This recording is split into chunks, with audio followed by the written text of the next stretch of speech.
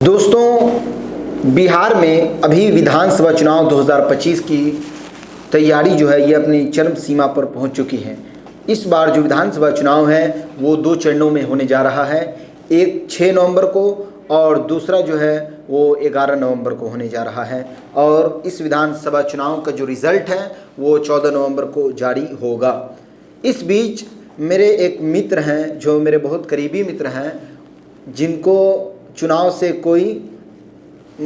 चुनाव में उनको कोई इंटरेस्ट नहीं है, उन्होंने मुझसे एक प्रश्न किया।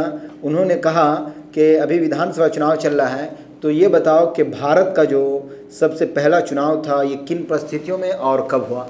तो मुझे उनके इस स्थिति पर, उनके सवाल पर हंसी भी आई और मुझे जॉन इलिया साहब का एक शेर याद आया। उन्होंने कहा था कि है सियासत से ताल्लुक़ तो फ़कत इतना है, कोई कम ज़र्फ़ मेरे शहर का सुल्तान न हो। तो आइए मैं अपने मित्र के उस सवाल पर, जो उन्होंने मुझसे कहा था कि भारत का पहला आम चुनाव कब हुआ, उस पर एक प्रस्तुति पेश करता हूँ। भारत का पहला आम चुनाव, लोकतंत्र की ऐतिहासिक सुबह 1952।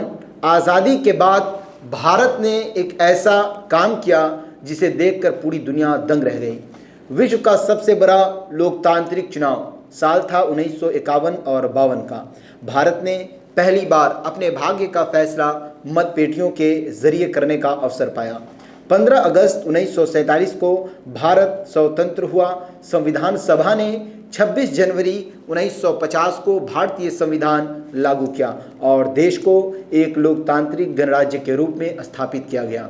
अब बारी थी जनता की कि वो अपना प्रतिनिधि किसे चुनते हैं। भारत का पहला आम चुनाव 25 अक्टूबर 1951 से 21 फरवरी 1952 तक हुआ। देश के अलग अलग हिस्सों में मौसम, दूरी और साधनों की कमी के कारण मतदान कई चरणों में हुआ। उस समय भारत की कुल आबादी लगभग 36 करोड़ थी। मतदाता के रूप में पंजीकृत लोगों की जो संख्या थी वो लगभग 17.32 करोड़ थी, लेकिन मतदान करने वाले की कुल संख्या करीब 10.5 करोड़ थी, यानी लगभग 45% वोटिंग हुई थी। ये पहला मौका था जब स्त्री और पुरुष दोनों को समान मतदान का अधिकार मिला। उस समय भारत में साक्षरता दर यानी लिटरेसी रेट बहुत कम, केवल 16% थी, लेकिन लोगों में लोकतंत्र का उत्साह अद्भुत था। पहले आम चुनाव में 489 लोकसभा सीटें थीं। इसके साथ ही राज्य विधानसभाओं की 3283 सीटों के लिए भी मतदान हुआ। सवाल उठता है, उस समय कितनी राजनीतिक पार्टियां थीं? भारत के पहले चुनाव में कुल 53 राजनीतिक दल मैदान में उतरे थे। इनमें से प्रमुख पार्टियां थीं INC यानी इंडियन नेशनल कांग्रेस, और नंबर 2 पर भारतीय जनसंघ यानी BJS, और नंबर 3 पर कम्युनिस्ट पार्टी ऑफ इंडिया यानी CPI, और नंबर 4 पर सोशलिस्ट पार्टी, नंबर 5 पर किसान मजदूर पार्टी KMPP, और नंबर 6 पर अखिल भारतीय हिंदू महासभा। ये सब पार्टियां उस टाइम मौजूद थी और बहुत सारी पार्टियां थी। अब हम बात करते हैं चुनाव परिणाम की, यानी जो चुनाव 1951 में हुआ उसके क्या परिणाम निकले। चुनाव परिणाम मार्च 1952 में घोषित हुए। भारतीय राष्ट्रीय कांग्रेस ने भारी बहुमत से जीत दर्ज की। कांग्रेस 364 सीटें लाई, CPI 16 सीटें और सोशलिस्ट पार्टी 12 सीटें, भारतीय जनसंघ 3 सीटें, स्वतंत्र उम्मीदवार 37 सीटें, और पंडित जवाहरलाल नेहरू भारत के पहले निर्वाचित प्रधानमंत्री बनाए गए। हम बात करते हैं पहले चुनाव की रोचक बातों के बारे में। उस समय मतदान के लिए 12 लाख मतपेटियां और 3 लाख से अधिक मतदान केंद्र बनाए गए।